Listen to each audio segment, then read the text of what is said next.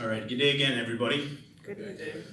Uh, Unfortunately, we were not able to resolve those issues, but graciously, our speaker is willing to proceed and ad lib without use of the monitor today.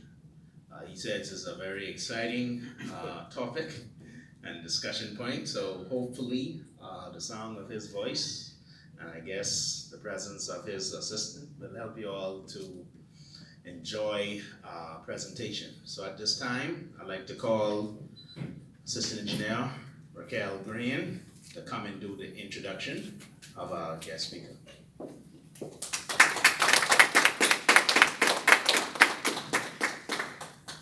Thank you. Deputy Director Damien Francis, to all other senior officers in attendance, and of course Ministry of staff and friends, welcome. Today I have the esteemed pleasure of introducing our guest speaker, whom will be speaking on the topic, the social dimensions of disaster management and damage assessment. The speaker was born on the island of New Providence on the 30th of March, 1956, to parents, Hilda Jane Seymour Cargill of Cat Island and Roy E.J. Cargill of Andros. He has been married for 33 years and the father of adult children. A veteran social worker of 40 years, having worked in almost all areas of the Department of Social Services, he is presently the Assistant Director of Social Services. Recently, the speaker had an 8-year carriage with the Disability Affairs Division, where he played a key role in formulating the current Disability Act. The Disaster Management Unit, which he presently supervises, is responsible for all matters related to national disasters, with emphasis on shelter, mass care, emergency support function, and liaising with NEMA. Please let us join our hands together and welcome our speaker today, Mr. Leonard Cargill.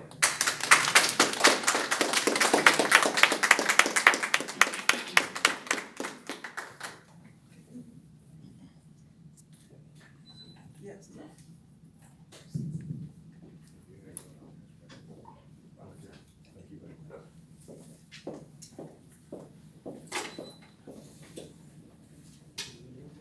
Good afternoon, everyone. Protocol having been established, I guess I can carry on. As she said, I am Leonard Cargill, Assistant Director of the Department of Social Services. I was hoping that the slide presentation would have been up and running to avoid you looking at me all through the presentation. But I brought Ms. Turnquist here with me, and it's better to look at her, I guess.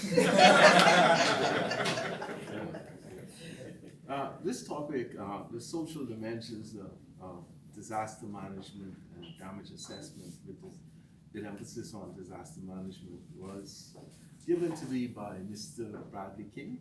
He asked me to come in and talk to you about that. And he also wanted me to talk about the relationship between the Department of Social Services, our ministry, social services, and the Ministry of Public Works.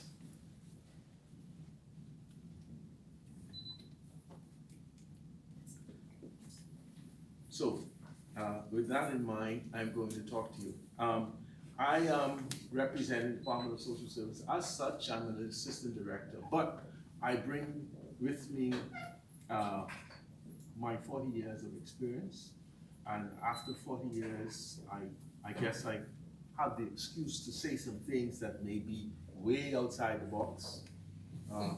I could be very controversial at times, so just bear with me. You have to separate what I say, personally, my views, from what the ministry's views are. So you would have to do that separation.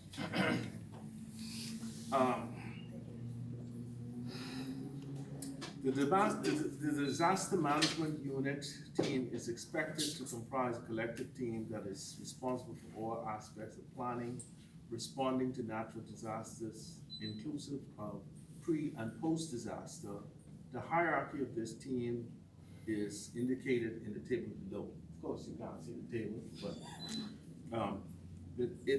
currently we have someone who's our acting director, who is Miss Lillian Quanforbes, followed by one deputy director in the department, who is Ms. Kim Sawyer, and followed by myself, who heads the disaster management team, and we also have Ms. Lisa Boleg, who is a senior probation officer, and we have Ms. Tonisha Turnquest, who is also a clerk.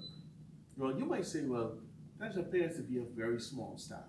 It is a small staff.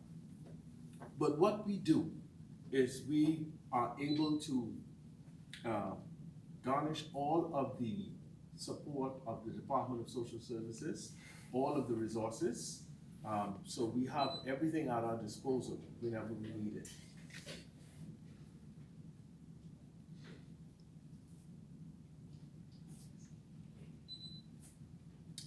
We work under, as Mr. King wanted me to talk about our responsibility in terms of NEMA. We had what is called the EFS number 6. For those of you who may not be aware of NEMA and how it functions, NEMA is actually comprised of many, many organizations, many ministries make up NEMA. They all play a very important role. The role that we are responsible for, that we have carried for, is EFS number 6, which is shelter management. Now, you know that this is a very, very important role. In a disaster, it's important to have a safe place for our people to go to. And even when there's not a disaster, it's very crucial for human beings to have some kind of shelter. I mean, even if we have to live in a cave, we want to be in some kind of shelter.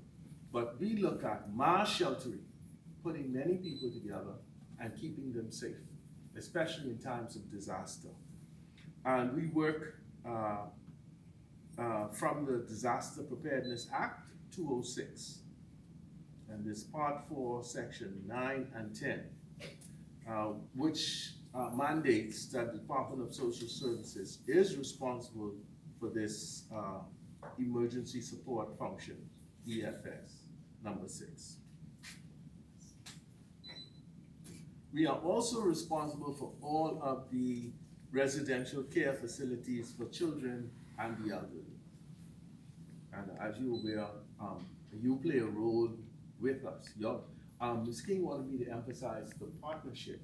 I see it more as a marriage, because we cannot do without the Ministry of Public Works at all. In all the facilities, we need you to assist us in terms of maintenance, in terms of looking at facilities to make sure that they are suitable for our people, especially the most vulnerable people, children and elderly and persons with disabilities.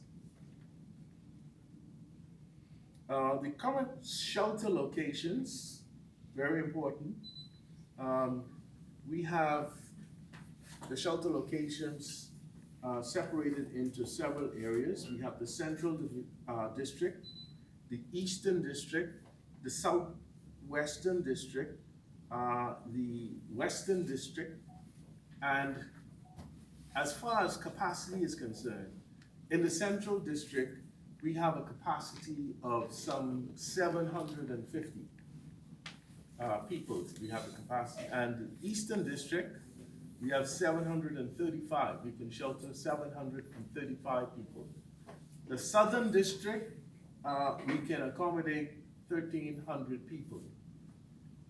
The Western District, we can accommodate 885 people. Now, he wanted me to just give you a brief overview of where our shelters are. So I'll just quickly run over the shelter listings. The current shelter listing, and I will make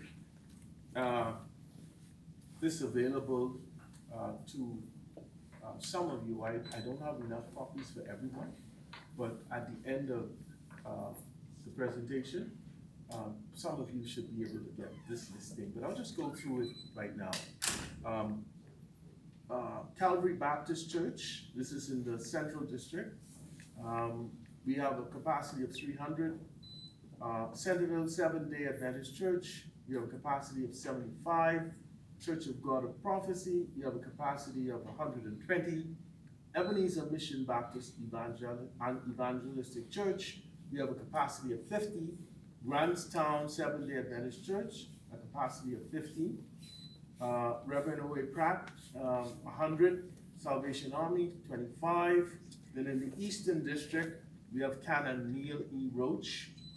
That's Holy Cross Anglican Church, that's 150. Fox Hill Community Center, Fox Hill Road, that's 325.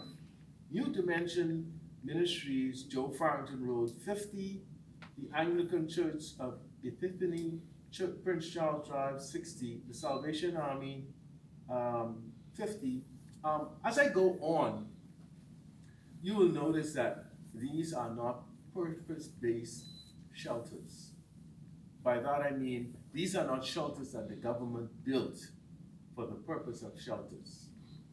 We are moving towards that because as the storms and hurricanes get greater and greater catastrophe, we have to make provision for large numbers of people. And we depend now on the private sector and churches to provide sheltering for our people.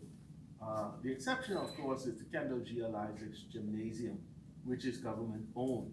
But the other facilities, mainly of churches, but if there was a serious mass casualty here in this country, a massive flooding, anything could happen. Tsunami, where we need to house maybe 50, 60,000 people, we don't have anywhere near the capacity. All right, we do have certain places on this island that we know that if in an emergency there's mass flooding, where everyone can get to. And I think that the highest location, I think they said was, I think St. Mary's up there by St. Augustine's. I think that's our highest location. But we really need more shelters.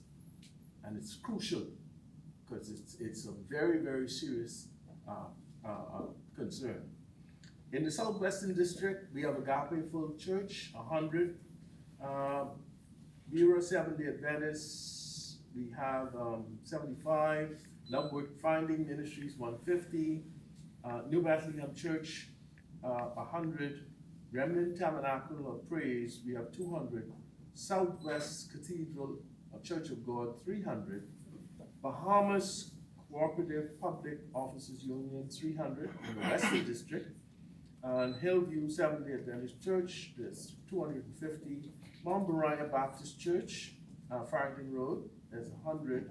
New Providence Community Center, Blake Road, 175. St. Paul, the Apostle Church, we have 60. And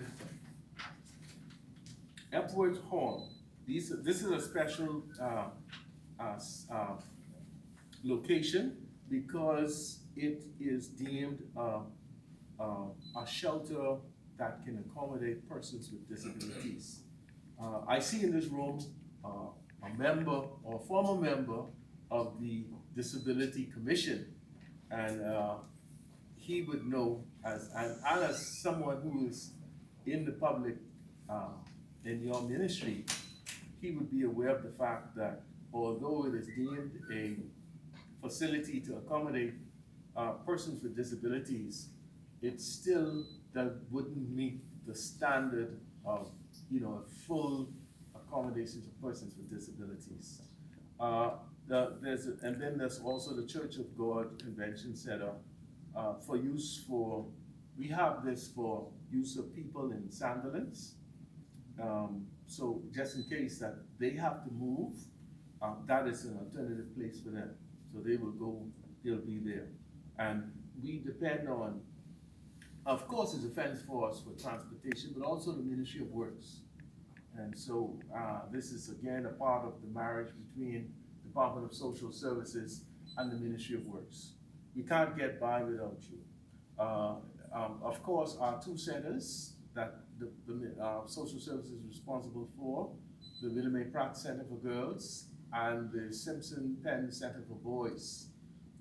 We do not have an alternative place for them yet, but we are trying to find a location in case we have to move them. The only option now for them is the prison, and so it's not an ideal situation. It was said that what if the prison is full?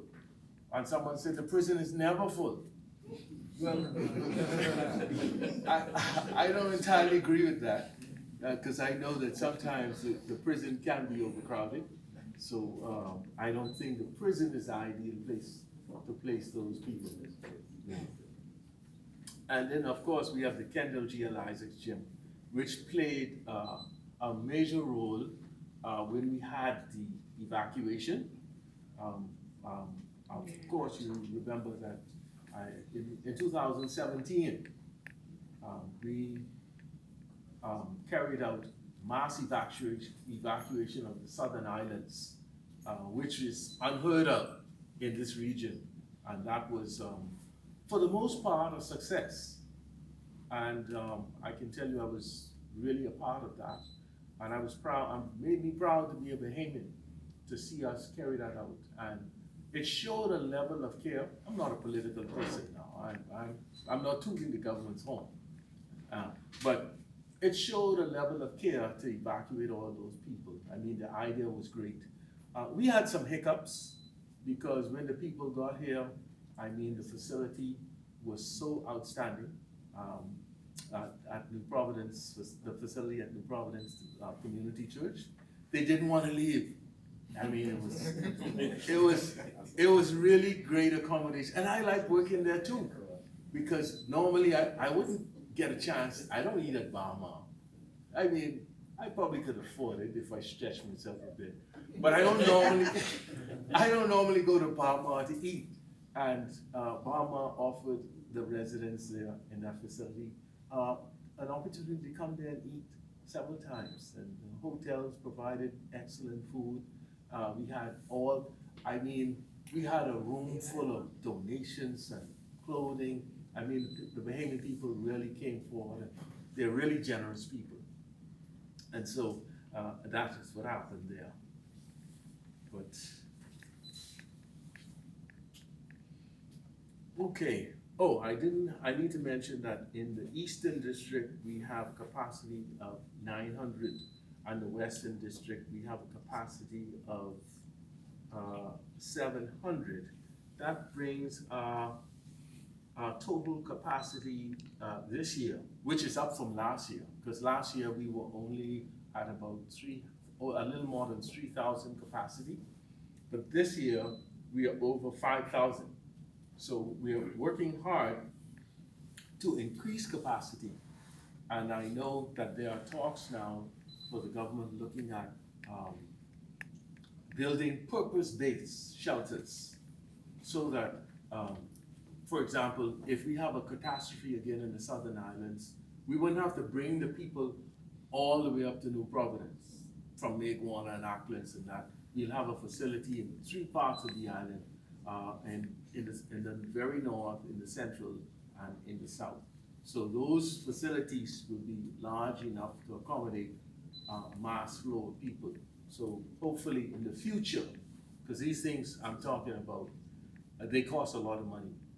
And so the government is committed, according to what I'm hearing, but we can't say when these things will actually happen. As far as protocols go, protocol for shelter operation and management are drawn from the shelter guide field from NEMA and FEMA. Our NEMA here in the Bahamas, they work closely with the Northern Command of the United States and FEMA. So we are constantly training. We have training going on right now. And so we encourage those of you who haven't been trained as shelter management operators to do so.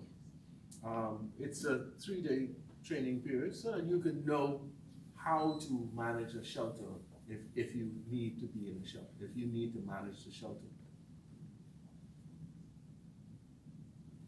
All right. First of all, you have to determine if a shelter is necessary. And you have to establish the emergency manager and a relationship with him. You have to complete a site review. Now, part of what the Ministry of Public Works does is they work along with the Department of Social Services under this emergency function number 6. So that we don't just arbitrarily say that this is a shelter. What happens is a team would go out with social services and of course Ministry of Public Works, and your role mainly is you would be able to go in the shelter and say if this appears to be structurally sound, if there are any defects or hazards or anything like that, you'd be able to say that with your training and your capacity. So your role in that is very important, along with others in that EFS who would go out, Ministry of Health, all of them would play a role in determining if this shelter is a place that we can designate as a shelter. Of course, once a place is designated as a shelter and it becomes a shelter, the shelter manager, right, would determine the scope of the shelter needs. He would look at the site layout and the setup, right? Because there are certain things you have to do whenever there's a shelter. You have to establish rules in the shelter. You have to make sure that the residents in the shelter are safe. That's very important, especially if you have children coming in. You have to determine areas for children, and areas for females, use of bathrooms. You can have a case where, especially if you have young people, you have to be very alert. You don't want a case where there are young people mixing in the bathroom facilities, right? So there are a number of things you have to watch out. And then, you know, people coming in off the streets in the shelter, you can't determine how these people are. So you have to be particularly careful when it comes to children.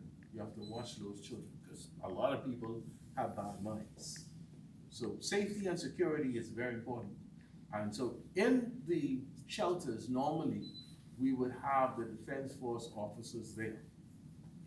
Thankfully, we haven't had any disturbance or anything like that that required the use of force or anything like that. So I know in 2017, there were instances when the people started to get very restless because the government had taken these people in these shelters and there was no more threat from the storm. But they believed that the conditions were so bad that it would have been unfair to send them back. And so they protested in their way. They didn't want to leave, and they said, you can't send us back in the facility. So what do? The people need their facility. It's a private facility. It's actually a church, and it's a church. Even the Prime Minister attends that church. So he want to go to church too. So we had to find a way to get the people out of the church. And so what we did was we moved them to Kendall G.L. Isaac's gym eventually. And so they moved over to the Kendall G.L. Isaac gym. Okay. So when you open a shelter, you have to establish a daily schedule, right? What you're going to do. And the shelteries need to know that you are organized and you are meticulous in your organization so that they know what to expect. They know that at 12 o'clock that we'll have food. And they know that at 10 o'clock we will be turning out all the lights. You don't want to treat people like children but you're in a facility, and so we have to make sure that everything is organized and done in an orderly manner. We have to look at monetary and material donations and concerns. If there's need to bring food, if we're running low on food, we need to look at the logistics of how do we get the food from one place to the next. It requires a lot of work and a lot of communication.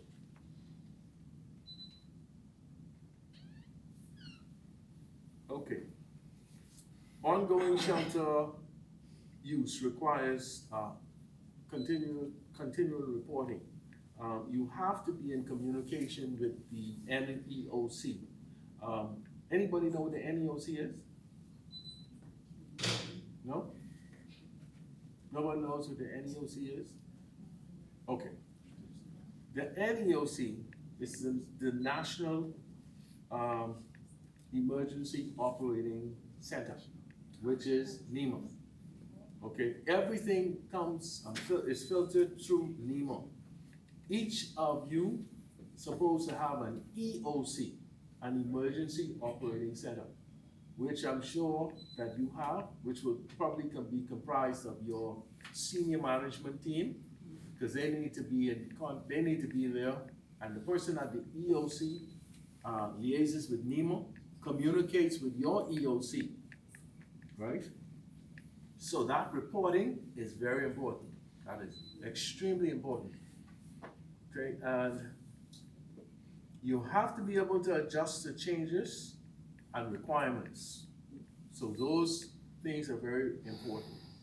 And then you have to look at the what kind of things you have to do to break down or separate. Transportation is key. The Ministry of Public Works is responsible for that EOC, for that emergency function. And so with transportation, everyone, you had that. And I guess you have the equipment and so on to deal with that. All right, in closing a shelter, it requires considerations of keys and coordination between the relevant agencies. There should be a closing schedule in place and a plan for document retention. Whenever you have a shelter, that key holder is a key person, right? That person has to be ready to go. He has to be easily accessible, and he is very important. Like a key holder in a prison. You know, that person is very important. Safety. I touched on safety already, and the safety in the shelters, mainly, I told you we rely heavily on Defense Force, and the police are always around too, as well.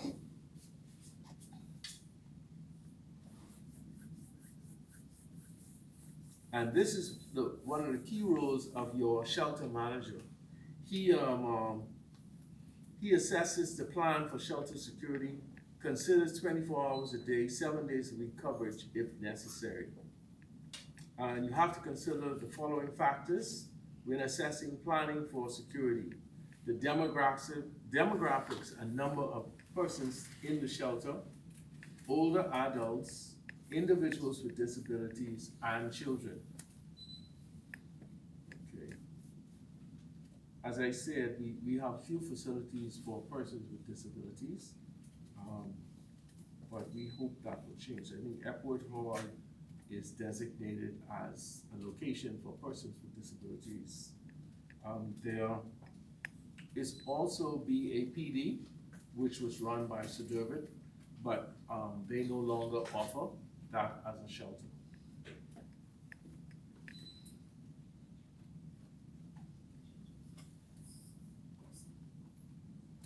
You have to look at potential security issues.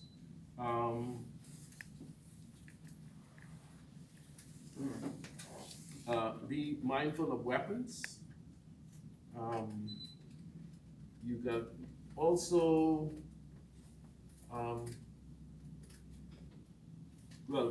Of course, in the United States, they have an issue in the shelters with prostitution. We haven't had that issue thus far, but that is one of the things that you have to be mindful of. Gang activity as well, so that you know that the shelters are located in various areas. And when you put people, the people tend to be very territorial. Even our young people in high schools, you have to be mindful of the fact that this guy is coming from the east, going in the shelter to the west. And so it serves a good purpose in having shelters in the western area serving those people in the west. Of course, if you live in the east and there's an emergency and you come to a shelter in the west, you will not be turned away. But be mindful of that.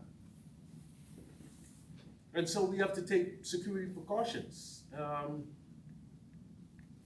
Special security precautions may need to be taken. And when you enter a shelter, you have to go through a basic form, fill out, so that we can know exactly who is in the shelter and who leaves the shelter, when you leave the shelter. We have to keep those records, and they're confidential, of course, but you have to know who's in that shelter.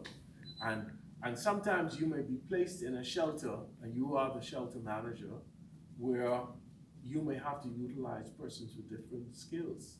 A person may come into the shelter and say, I'm a cook, right? And you may need someone to cook. You say, come man, you may cook, right? Person may have another skill. You say, come on, you can do this for me.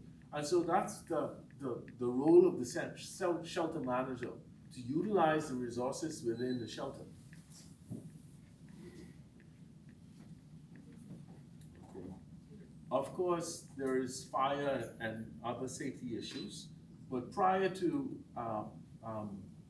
shelters being designated as shelters, we have the fire inspectors come out and look. Ministry of Works would come out and look and see if any wires are in a compromised way. So hopefully this would have been covered prior to the having people go into shelters. Okay, now I wish you all could have seen this. This is a pretty thing we did.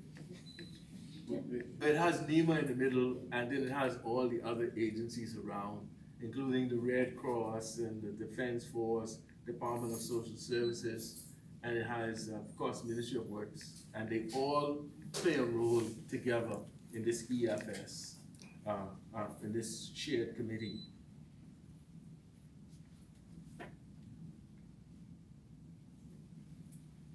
Capture that, please. It's coming. You want to turn your screen around.